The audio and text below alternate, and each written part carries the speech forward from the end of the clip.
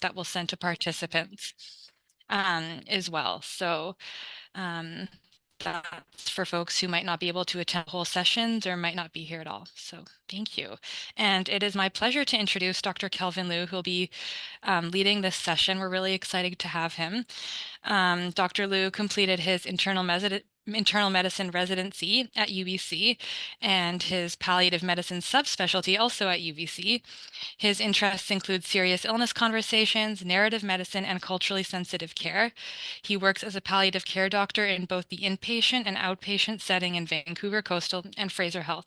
And we're really lucky to have him today. So thank you. And I think just before Kelvin starts, we just always start out all of our echo sessions with this poll, which is kind of rating your current knowledge level on today's topic.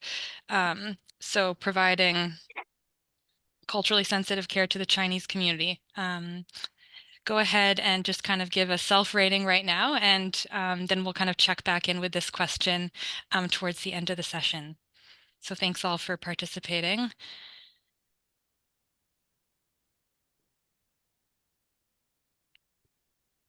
Oh, and just wanting to add that we will also have an opportunity for questions and answers towards the end of the session. And that's all. And Kelvin, go ahead and jump in whenever you're ready. All right, thanks so much. So, hello everyone. Really happy to be here. Also really happy to see some familiar names on our participant slate. So, hello everyone. I think this is such an important topic. I'm really happy that we have an opportunity to talk about this. There's a few things in terms of learning objectives that I want to tackle. First is that I want to explain a bit of the role that Confucian concepts might influence the healthcare interaction. The other thing is that also talking about how perhaps reframing the healthcare decision making through the lens of something called filial piety could also be a helpful way to enhance communications. Also, another focus of the talk would be how we can use what I call indirect communication strategies to again enhance communication with the Chinese community. So, before we dive in, I think I had to state the obvious. The Chinese community is extremely diverse. There's different languages, different dialects, different beliefs and traditions, and of course, depending on how long they've been in Canada, it also is different blending of cultures as well. All this to say is that it's basically impossible to accurately generalize, and that's kind of the spirit of this talk, is that this is more just a general approach as opposed to a hard set of rules. So speaking of approach, we're kind of taking the approach of cultural curiosity and exploration. As all things of culture, this is not a problem to be solved, but something to be understood. And the goal of achieving some mutual understanding is that it might open up some more options in terms of what is considered acceptable. And even though I am obviously focusing on the Chinese community, I do think there are very strong parallels with many other cultures. And I feel like why this approach resonates and perhaps can work is because of our common humanity and our shared struggle. And again, this is very much not the final word. This is just one more piece of the puzzle in what we call communication. So let's take a step back and kind of explore one of the major influences of Chinese culture. This is something called Confucianism, which influences a lot of Chinese thoughts, traditions, and beliefs. This is a school of philosophy developed by a Chinese philosopher by the name of Confucius. And from his view, he feels that one of the fundamental building blocks of society are relationships, be it relationships between individuals, within the family, community, and beyond. How society maintains harmony is that everybody has their predefined roles, and by doing these roles, we can maintain harmony within society. So, to oversimplify, we can think of Confucianism as a set of rules and protocols that we all follow in order to promote harmony within society. You'll notice that I've highlighted a few words here, and keep an eye out for them for the rest of the presentation, because this brings us back to the Confucius roots of the things we're talking about. So there's a few things, cultural concepts that are relevant to healthcare from my perspective. I think something that we've likely all encountered is there sometimes is a preference for collective decision making, where as opposed to having an individual making their own individual decisions, there's also the deference towards the family and trying to build group consensus to maintain harmony within the group. There also is a preference in the literature for indirect communication. We'll talk about what this actually looks like, but often it can be considered rude and insensitive to be a little bit too direct. We'll also talk a bit more in detail about something called filial piety as well, which is very, very relevant to many healthcare decisions. So, what exactly is filial piety? It's a bit of an academic term, but I see it as it's a set of rules that outlines the roles children should play towards their parents.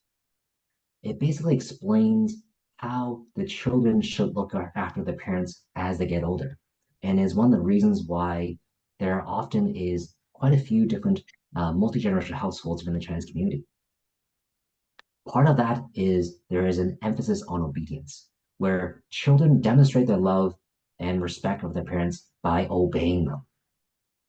To adapt some of the work from Gary Chapman and his book, The Five Love Languages, I kind of think of filial piety as a Chinese love language, where there's a mix of obedience, words of affirmation, and also acts of service all melded into one.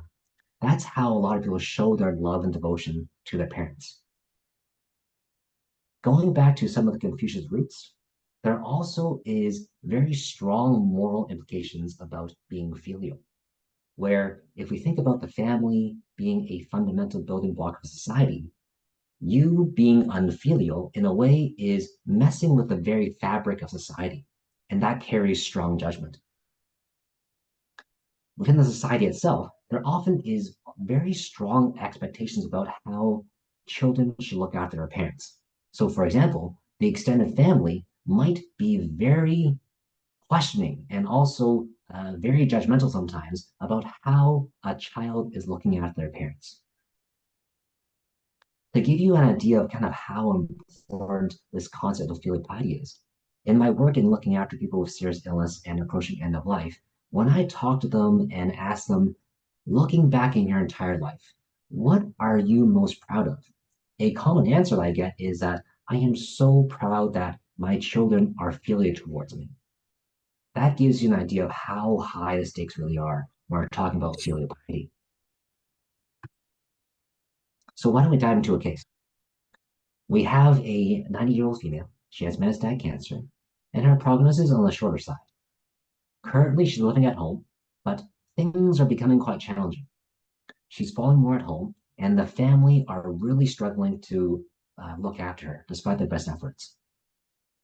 In talking with the patient, she is very frustrated, where she feels like, why can't my children respect my wishes to stay at home?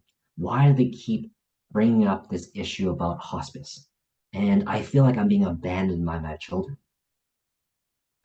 In talking with the children, they, on one hand, really want to honor mom's wishes, but they're also seeing that she's not comfortable and she's suffering at home. The added pressure as well is the extended family back in China are asking a lot of questions and really pushing their own perspective as well. So how do we tackle this communication barrier? What I did before was that I would think of this as a lack of medical information. And quite naturally, that would make my approach to be giving more medical information. So I go through and explain how hospice can make medical sense, the supports that can be offered through hospice, etc. So, on some sense, the family actually does understand this on a logical level.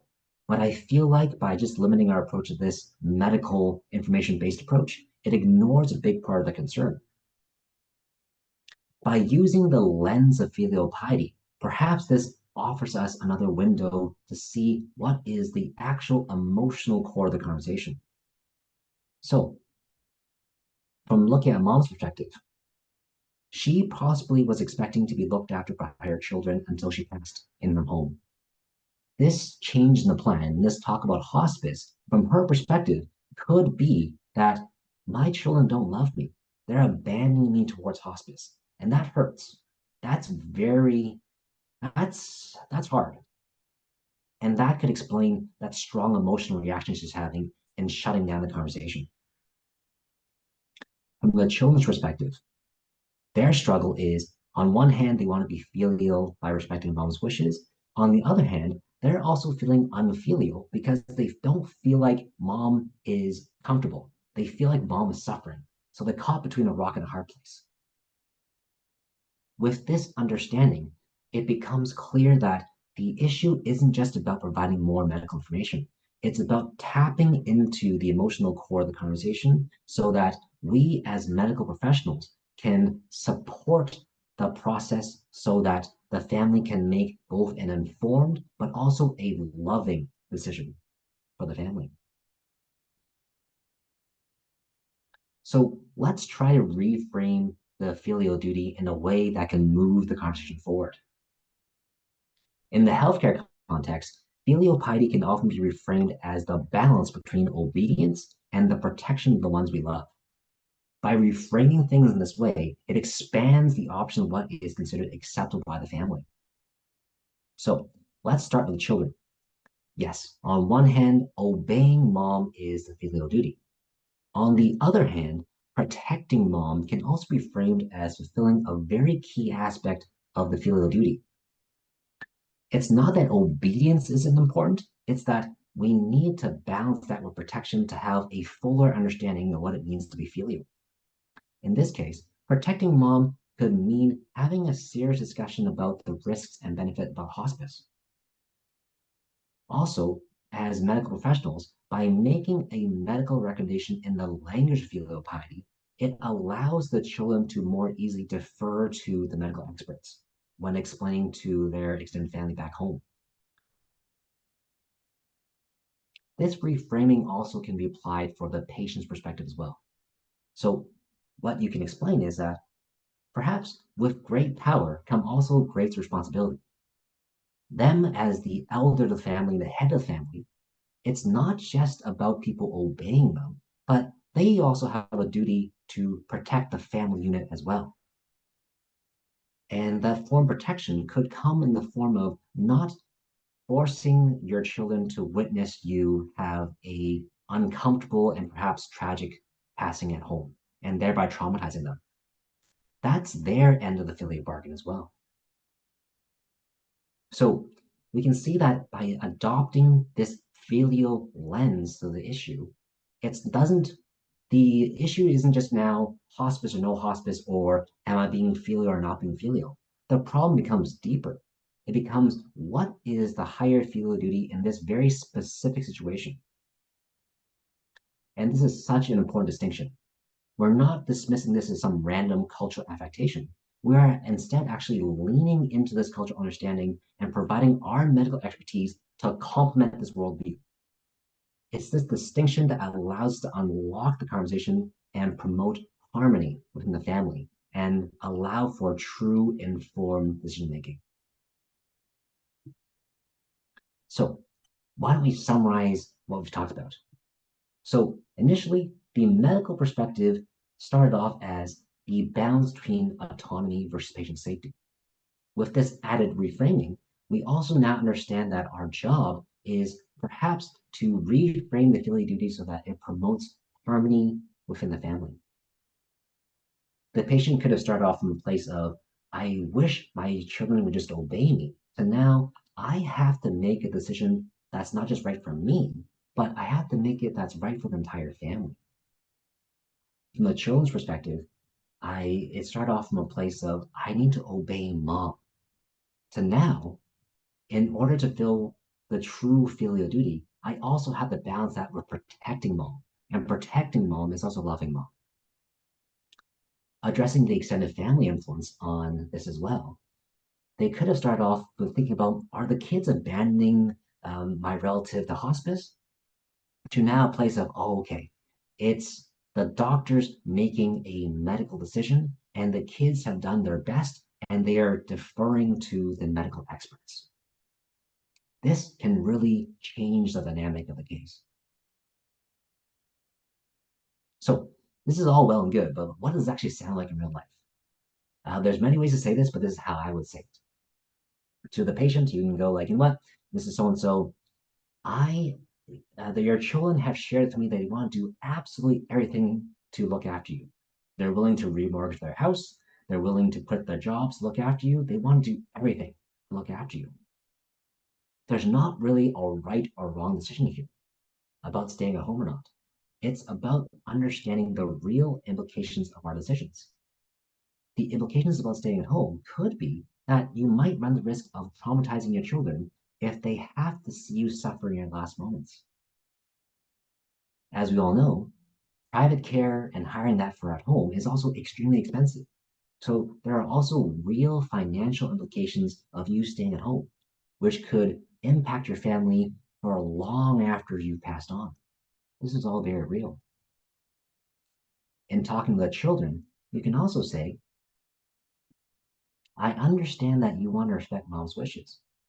In this case, perhaps loving mom is not just about obeying her, but it's also about protecting her. Whether or not we stay at home or not stay at home, both of these are loving decisions. So why don't we come together and why don't we talk about what is realistic in terms of what we can offer and also how can we best look after mom?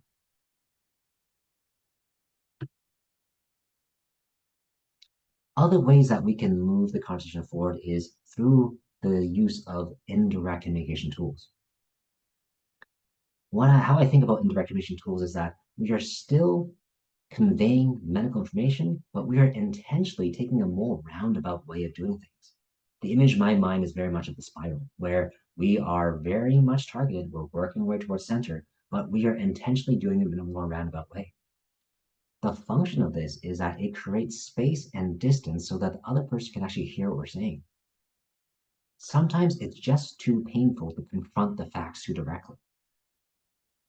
By being too direct, sometimes that can actually cause trauma. I feel like one of the reasons why people shut down a conversation is that we are just being too direct and we're confronting a painful subject too directly. By communicating indirectly, it allows people to consider what we're saying without feeling threatened.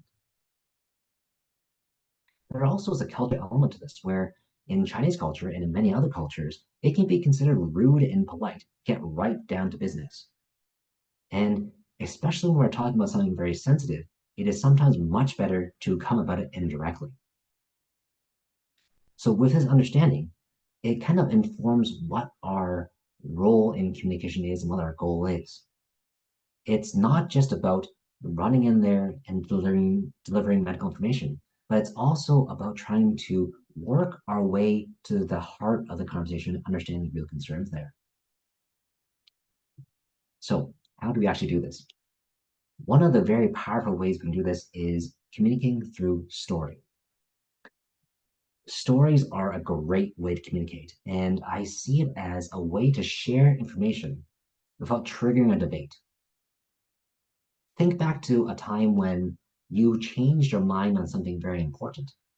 I would wager it probably wasn't because someone destroyed you in debate of logic. It was more likely you heard a story that moved you and you had a change of heart. And that is the power of stories, is that it's not just about delivering information, but it's getting to the meaning behind the words and the meaning behind that information. There are many great stories out there, but a very powerful one could be the story of the immigrant, where I think this resonates with a lot of us who are immigrants, where our ancestors and our parents came to the new world and they sacrificed so much so that we, the next generation, can have a better life. That is a very powerful story. And let's see how we can use that to enhance communication back to the first case. Using the lens of story, the patient's perspective could be that my kids are abandoning me to hospice because they don't love me. That can be her internal story. But if we acknowledge the many sacrifices that she's already made as an immigrant for her family and frame that choice around hospice as perhaps the final sacrifice for her family, maybe that allows us to transform the story from one of abandonment to one of heroic self sacrifice, where the choice to go to hospice can be seen as an act of love. That can make a world of difference in decision making, where we move from a story of abandonment to one of self-sacrifice, and something true to the immigrant story. That can transform the entire conversation. Other ways that we can communicate indirectly. I think using celebrities in public events can be a very effective way to understand where the patient is coming from, especially around sensitive topics around such as death and dying or serious illness. For example, one recent one that I've reused a lot with good effect is Prince Charles has been diagnosed with cancer. And we can use that a public figure to talk around the issue of understanding what really matters to this patient without directly addressing their own illness. The goal of using these tools is not really to arrive at a decision. It's really more just understanding where the patient's coming from and seeing how they see the world. This also very much applies to giving a prognosis. You'll find that many people, either individually or culturally speaking, really don't want to hear a numeric prognosis. But of course, we still need to convey information and there still needs to be planning to happen. So how do we approach that? We can very much communicate prognosis also in terms of function. So something that you can easily incorporate into your regular assessment is that you can explain that for some other people, part of how we know that they're approaching the final part of their journey is that their function can change. They'll be eating less, sleeping more, staying in bed more. That will tell us if people are approaching that final part of their journey. That can be a way to communicate that things are changing without ever having to give a numeric estimation. Also, just by asking about their affairs and having a doctor ask you about whether or not your affairs have been settled is also another powerful way to communicate that things are changing and also the severity of the situation. So many different ways to tackle this very sensitive topic. Being a bit more creative. Sometimes I also encounter patients who, when they hear that I'm from palliative care, would absolutely just refuse to talk to me and absolutely refuse to even listen to about what palliative care is about. Ways that we can get around that is you could possibly just talk with their roommate in the hospital setting, where of course you respect patient confidentiality, but you can also just talk with another roommate about what PAL cares is about in more general terms. And perhaps them listening to their roommate's conversation again allows them to have some psychological distance and more ability to absorb information and understand what we're actually talking about. Another form of this is also to really intentionally promote deliberation as opposed to forced decision making when we talk to our patients. The distinction I would draw here is that, in my mind, deliberation is very much about embracing the power of dialogue, and it's about thinking and discussing things that truly matter as opposed to artificially forcing a decision. I feel this is so helpful and a very great way to indirectly communicate in that it takes the pressure off of having a decision at a set period of time. Oftentimes, when you put the pressure of an agenda on or having a deadline on, people sometimes get quite defensive and they focus more on trying to bait you and try to stop a decision they don't want, as opposed to actually genuinely communicating their real concerns and getting to the heart of the conversation. So intentionally promoting deliberation and being transparent about that can often, again, transform the dialogue. So why don't we try to approach the tools with another case? This is, again, a very common case where we have an elderly lady with cancer. She is already admitted to hospice, and the family is bringing up questions around artificial hydration and feeding. There's also talks about checking vitals and having a bit more active medical management. Interestingly enough, even though they're already in hospice, there's also some reluctance about talking about prognosis and planning for the future. So, how do we tackle this? Very much, we should absolutely still use our standard healthcare approach, which we explore the underlying concerns, we explain the physiology around artificial hydration and feeding at the end of life, and we also present the evidence of the potential harms of doing artificial hydration and feeding at the end of life. But let's apply some of the things that we talked about early on in the talk. So, for example, we can talk about the filial duty and unpacking that a little bit. Oftentimes in this situation, in as someone goes through the medical system, the filial duty is often conflated with life prolongation and doing the maximum medically. But we can also potentially consider reframing the filial duty as perhaps reducing suffering. Again, going back to the protection aspect of the filial duty. Reducing suffering can also be seen as protecting the ones we love. And that also is part of the key filial duty for somebody. Thinking about the extended family aspect and the societal aspect of filial piety, we can also directly address that, where we can offer our services as medical professionals, where sometimes I volunteer to talk directly with the extended family and explain things in terms of the filial piety language, and also making it clear that I, as a medical professional, am making a medical decision and making a medical recommendation. The function of this is that it takes the pressure off of the children who sometimes feel like they're caught in the middle, where they feel like they want to make the right decision for mom, medically speaking, but they feel this tremendous pressure and expectation from the extended family about what should or should not be done. This allows them to share the burden of decision making with us. Other ways that we can apply indirect communication tools. I think using the form of narrative and story is a good way to kind of tackle some of these very important and deep-seated concerns. Something that can be done is that you could ask them to tell you a story about what does feeding and drinking mean to you? And a common one, for example, that's more international is that I think a lot of us would have very fond memories of Christmas dinner. So, what is Christmas dinner about?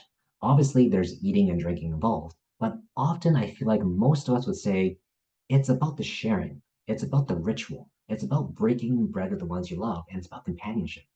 And by trying to frame this issue in the form of a story and narrative that includes that extra layer of meaning, that can perhaps open the door to talk about yes, artificial hydration and feeding have a mechanistic and medical role, but why don't you share with me your concerns about are there other things that are important as part of that?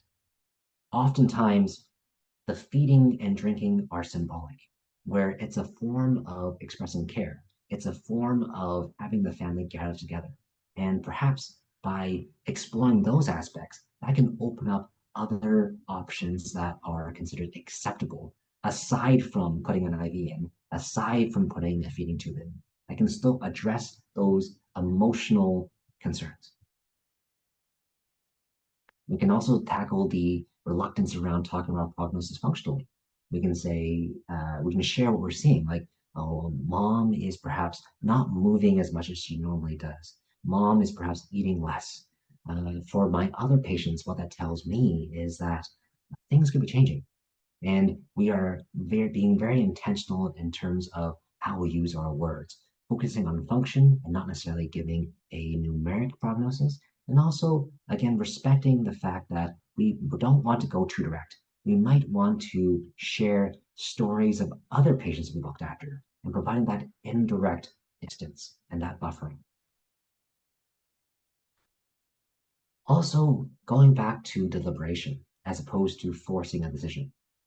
Sometimes I think we are too focused on the medical intervention, and that can limit our view. And by trying to intentionally promote deliberation and dialogue, that can help everyone bring their true concerns to the table, and perhaps they can share, oh, this is actually my concern about feeding and hydration. It's not just about I'm worried that perhaps mom could feel thirsty or that she's starving, but this is there's like this Sunday ritual that we've always had as a family, and I feel that's so important. I feel that's missing at the moment. That just opens up the conversation so that we have a better mutual understanding, and that can help deepen the rapport and trust that we have to form a more solid foundation for more informed decision making down the road. I think with all that said, I feel like if I had to summarize this case, I feel like oftentimes the focus on medical intervention, be it hydration, be it feeding, ends up being a red herring. We talk so much around these interventions when oftentimes we are missing the emotional core of the conversation. And that is likely where a lot of these difficult conversations have to go. We have to tap into that emotional energy and let it expand, let it ride out. That perhaps may be a more important part of this conversation, as opposed to just focusing, do we put an IV or not putting an IV? Are we putting a feeding tube or not putting a feeding tube? We have to get deeper. So, really, just going to summarize kind of all the things we talked about, I do think that a lot of these cultural aspects, even though we're focusing on the Chinese community, I do think there's strong parallels with many other cultures. And I feel like even though not all of us belong to the Chinese community, I feel like there is that common humanity basis that allows us to both listen and understand where others are coming from. This is again very much a issue to be understood and not a problem to be solved. The goal is to achieve some level of mutual understanding so that it opens up the playing field for more creative and perhaps more holistic options out there. We've talked a bit about the role of filial piety and how important it is to many people in the Chinese community and how the strong influence of filial piety on decision making. We've also talked a bit about how we as medical professionals can use our medical expertise to help facilitate and reframe the filial duty in a way that incorporates important medical information and decisions and allows for a more holistic view of the issue. We've also talked a bit about how important it is to use indirect communication tools as opposed to going right for the facts. The indirect communication tools allow us to have more room to let the patient understand where we're coming from and also to have a fuller understanding of how they see the world. Those are the things we talked about. So in conclusion, really, I I feel this is a very important topic to talk about, and I feel like one of the very great stories out there that taps into a lot of these issues is the movie The Farewell. If you haven't watched this already, I would highly recommend it. So I won't spoil anything for you, but essentially the rough storyline is that Aquafina over here is the main character, and she is a American-born Chinese person. She lives in the States and she hears that her grandma, who lives in China, has a new diagnosis of cancer. So the story revolves around her going back to China to visit grandma. And there's this cultural clash where there is the Western and Eastern worldviews coming into tension. And I feel like what this story does so well is that it talks about a lot of things we covered in terms of how different people communicate, how we understand filial piety, and how we as individuals see offering care from a multitude of ways. I think it brings a lot of things we talk about in this talk in the sharp focus and would highly recommend watching this movie. So with that, I thank you for your attention, and I will welcome any questions. Yeah, great. Feel free to raise your hand or put some questions into the chat and I can read those out so we can share them. But yeah, thank you so much, Kelvin, for that presentation. Okay, Liesel has a question. Kelvin. Oh, wait. Hi, Kelvin. Thank you so much. I don't know if my Hey, video is working. Oh, here we go oh, now. there you Okay, go. thank you so much. That was so helpful and so really helped increase my knowledge, certainly in terms of zooming back in the conversations that we have and sort of the context within which we have those conversations.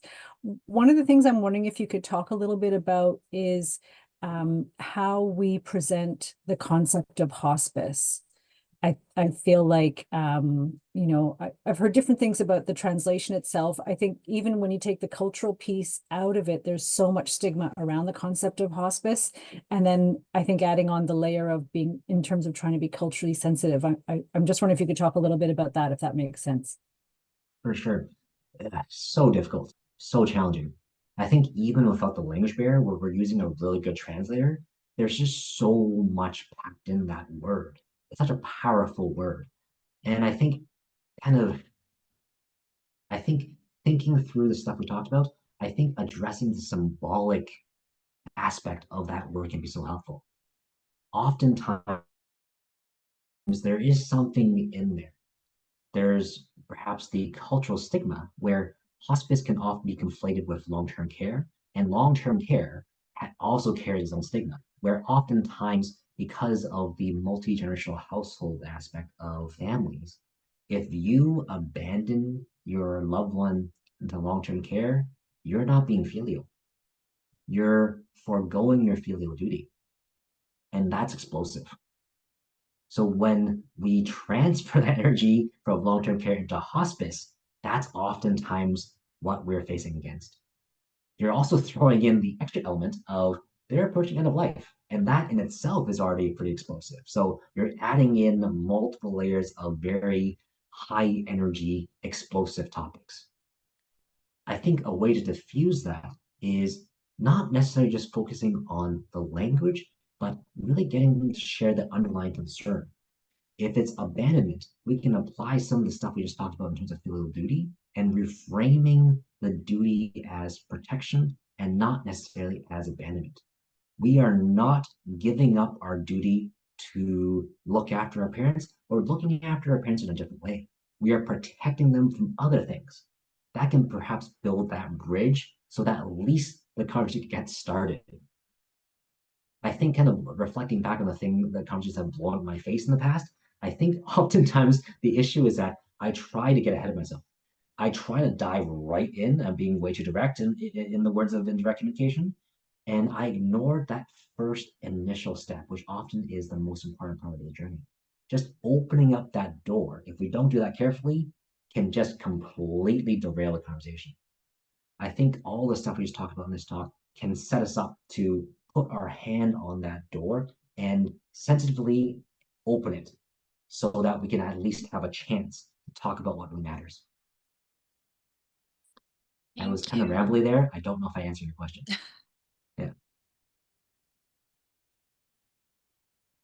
Oh, you totally did. Thank you so much. That's a great help. So Allison has her hand raised, but before, sorry, Allison, just gonna read out loud a question that came up in the chat, and then it's off to you. So Kelvin, this question was in the chat. It's about language barriers and translators, just asking, to what extent do you think language barriers play a part in this? Translators for these sorts of delicate conversations can feel so impersonal. So tough. I share in the struggle. Um, I think having an in-person translator can make all the difference in the world. I do feel like for the very tough conversations, I have way better success in terms of actually building some human connection if I use an in-person translator. What I've also done now is that I really try to get to know my translators where I work, where I literally write down a list of really good translators. And the great thing about the provincial language service is that if you have their ID number and if you give them enough advance notice, you can book a very specific translator. So especially for our longitudinal relationships for our patients, sometimes the beauty of it is that the translator ends up having a professional relationship and rapport with the patient. And we're just adding on to that. We're taking advantage of that. And that can really open up the conversation as opposed to having a random um, phone translator where they can't even see a human face. That just makes it so hard. So that can be a one way of getting past that impersonal side of the translation barrier. But I very much share in the struggle. Thank you. Okay, thank you for waiting patiently, Allison. Go ahead and ask. Hi, thank you very much. Honestly, Kelvin, that's been really, really helpful. I wondered if you might be able to address the opposite issue, which I have come across quite often, which is that there's a firm reluctance to have a home death and to have the family carrying the burden of caring in the home. What's your take on that? For sure. Everyone's so different. Every family is so different. And sometimes I feel like, at least for the cultural aspects of it, um, death carries some pretty serious cultural implications where it can be considered extremely bad luck to have a death in the home. And I think unpacking the reason behind that can be so helpful. So often, a common issue I encounter is that these people are smart, they're practical. They think, okay, if I have a home death, um, that my children won't be able to sell the house, or my children will basically have to live in this house, and there could be just uncomfortable memories associated with that if they had to see me pass away in that. So I think again, trying to understand the underlying values can be so helpful. Often, I do think it folds back into the protection aspect we talked about. So they're trying to protect each other, they're trying to love each other. So I think if we frame our medical recommendations in the same light, in the same language, that might be received better, as opposed to, and I'm just talking about me, like sometimes when I kind of lose the plot, I try to come too forcefully with my recommendation in terms of just straight up logic. That misses like half the conversation. But if they see that, we're human beings too, we have parents too, we have children too, and they get that we understand where they're coming from. And we're making a customized, emotionally and culturally sensitive recommendation that can make all the difference in the world. And even if they don't agree with us, which is okay, they at least have, they know that we're in their corner. And that again allows for more opportunities to problem solve down the road. Thank you. That is what I've come across. And Yeah, maybe it's the so tough. indirect communication route and the filial route of protection is something that I can try from here on in. I'll give it a Yeah. go. Thank you. But it's so tough. I make it sound so easy, but it's so hard. But we got to try. We all got to try. Yeah. All right. We're going to go to a question in the chat, and then Gil, I see that your hand is up, so we'll go to you after that.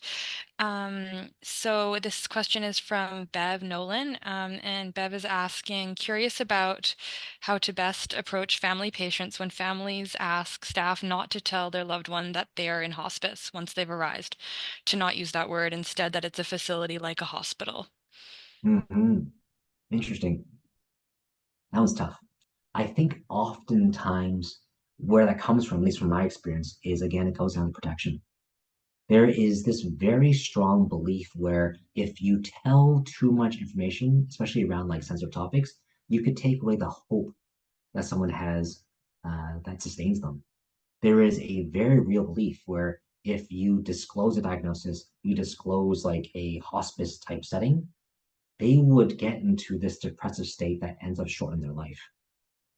That is very real. And I think kind of adapting some of the stuff we talked about, sometimes I think if I take a step back and not just focus on, I have to disclose, because obviously that's our training, right? We have to disclose to the patient. If I take a step back first, like, look, we have some time. If I can understand the underlying principles of why someone doesn't want to fully disclose their loved one, that can be super helpful. And often the theme is, I don't want mom to die just yet. I don't want her to lose hope. By framing it this way, that opens up more options. So again, and not just focusing on intervention or disclosure, which is a binary choice. By focusing and expanding the horizons to, we want to help this patient and mom have hope. That opens up the world. Hope is fluid. Hope is flexible. That allows us different ways to engage, be it spiritual care, be it cultural aspects like bringing in culturally sensitive types of food, celebrations, holidays. That opens up the world, and we can circle back. We can always circle back. Once we build that rapport, once they know that we're not just running in there trying to take away something, we're trying to here to help. We might not fully understand where you're coming from because obviously we're all different, but if the care is there, the rapport is there, in a way, the disclosure becomes organic, becomes natural. Thank you, Kelvin. Yeah, that is definitely a tough one. So Yeah. thank you for tackling. Okay, Gil, thank you for waiting. Go ahead. Thank you. Thanks, Kelvin. Great talk. And I just wanted to make a quick comment. I'll say that I feel I was very fortunate in the last 15 years because I learned a lot of what you said from my patients by asking them open-ended questions and listening and um, trying to really incorporate some of the things that I learned, maybe through some mistakes and some feedback from some um, very caring patients that I've had. So for me, that's been a very good experience. I'll also say that I find that the topics that you talked about are also somewhat similar. It just happens to be to the Jewish culture, which I'm very familiar with, and there's a lot of overlap. And I will say that having a Confucius approach to patients in general and being thoughtful and sensitive and open-minded is just an outstanding approach to any patient. So I think a lot of the things that you talked about are applicable to many cultures because I find that it focuses on the patient and the family as a unit and is very sensitive and dynamic, and it can change between patients as time evolves. So that would be my comment. So thanks for conceptualizing and compartmentalizing it and consolidating it. That's what I want to say into a talk because it's been very helpful and very useful. So thanks very much. For sure. Absolutely. Our common humanity, our shared struggle. I feel like that's kind of what allows us to understand each other. Even though we come from diverse backgrounds, there is this core that is so key and common for all of us. So thank you for that. Yeah, and also I think just to add on to what Gil just said, I think like the beauty of this is that this is not really something new or different. This folds quite well into the traditional pal care approach in terms of communication. It's about understanding, it's about building rapport. So it's not just something new, it's just a slight tweak to the old formula to allow us to use more sensitive language to kind of offer that extra level of cultural sensitivity. Great, thank you. Any other questions? Otherwise, we can kind of jump into the polls that are here to conclude our session, but just wanting to make space if anyone has one last question to ask.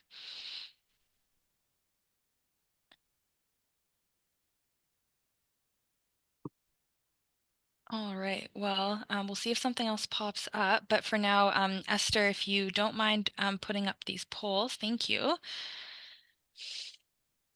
So just go ahead and fill out these 2 questions if you could, and this is really useful feedback for us.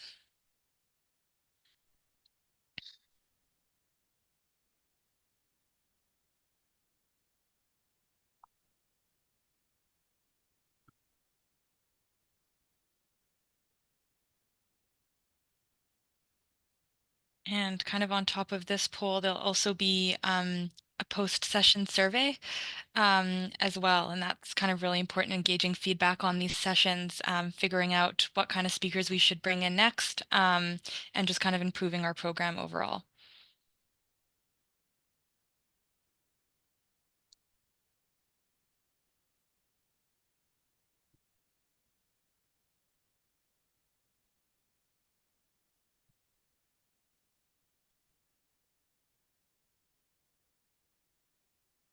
Okay, great. So looks like overall, yeah, knowledge was increased, and it was a helpful session, which I personally definitely agree with. And Kelvin, if we could just go to the next slide. Let's see here. Great. So before we kind of close out our session here, and it's great, I think we all kind of get a few minutes back to the end of our lunch break, which is great. Just wanting to add that the BC Centre for Palliative Care is hosting the All Together Symposium on October 4th.